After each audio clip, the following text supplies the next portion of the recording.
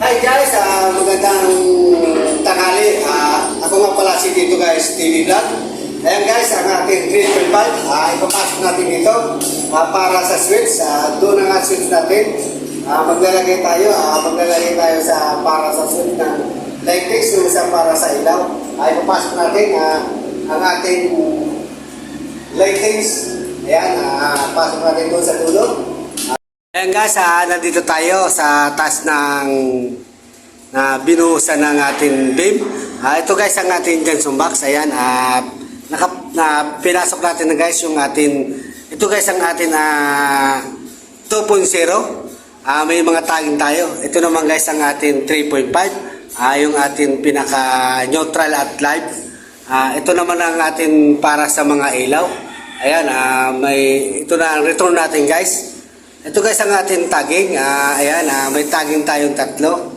Ayan, isa, dalawa, tatlo.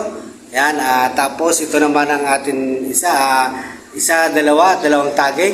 Tapos isang tagging. Yan guys ang mga tagging natin. Ito naman ang ating 3.5. Ayan, may tagging tayo guys. Ang tagging natin guys, live. Ito sa kabila, walang tagging. Ang ating neutral. Nakapasok dito guys sa loob sa loob ng PVC orange, papunta doon guys sa dulo. Guys, pupunta natin doon, bababa tayo. Ayan, bababa tayo. Tutingnan natin dito. Ayan. Ayan guys, dito guys ang lumabas ang ating papunta doon sa Johnson box. Ayan, Johnson box guys, pumasok dito.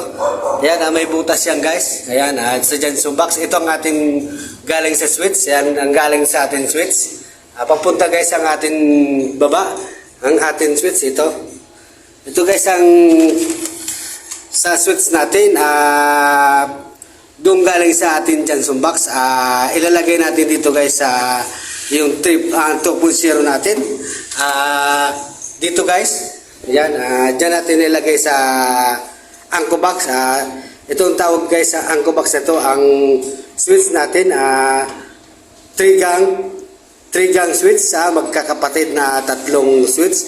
Ayan ang ating abang. Ayan ang ating abang dito. Ang isa naman guys ang ating 2.0. Ang 2.0 natin para sa switch, ang 3.5 natin guys.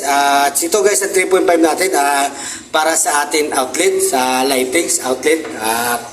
Ito guys ang ating abang. Ayan, nakaabang tayo papuntang pinaka breaker. Ayan, ito guys papuntang breaker. Dito tayo guys maglalagay ng breaker. Ayan, hindi pa tayo nakabiling breaker. Nakaabang tayo. Yan ang ating plastic molding.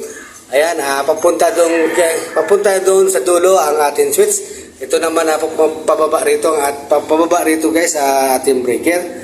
Ito naman guys, ang isa naman ay lalagyan natin to guys 5.5 doon guys sa labas sa submeter natin. Ito guys ang pinaka-main natin. Papuntang sa labas yan guys, dito galing dito sa breaker.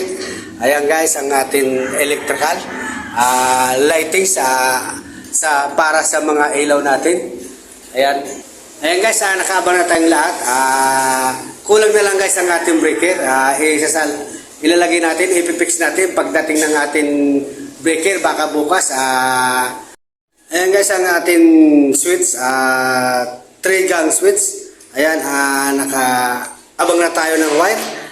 Ito guys ang ating abang ng wire. Ayan ang 3-gang switch at 2.0. Ayan, may tagging tayo. Dalawang tagging.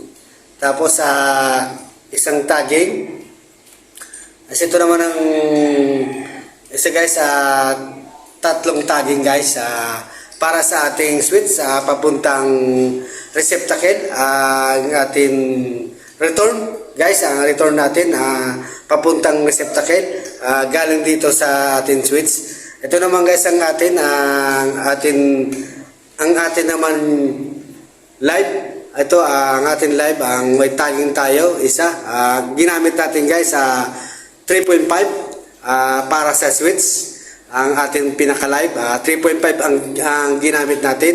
Tapos ito naman guys, sa return natin ay 2.0.